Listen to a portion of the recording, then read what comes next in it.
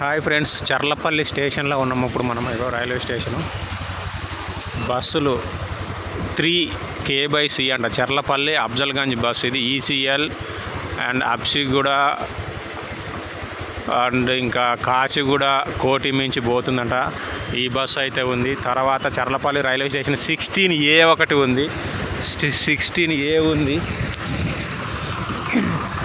ఇంకోటి అవతల 71A ఉంది. చాలా బస్సులు అయితే మెల్లిమెల్లిగా పెరుగుతూ ఉన్నాయి చర్లపల్లి రైల్వే స్టేషన్కి. అగో సో బస్సులు లేవు అనుకుంటున్నా కానీ మెల్లిమెల్లిగా పెంచుతూ ఉన్నారు, పర్లేదు, గుడ్ టు సీ.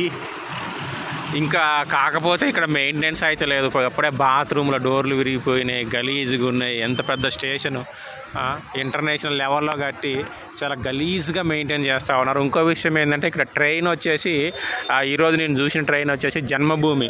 జనరల్గా సికింద్రాబాద్లో ఎక్కుతాం కదా, వైజాగ్ వెళ్ళే జన్మభూమి రైలు ఉంటుంది. సో ఆ రైలు వచ్చేసి మన సికింద్రాబాద్లో ఆగట్లేదు. లింగంపల్లి నుంచి డైరెక్ట్గా చర్లపల్లి వస్తుంది.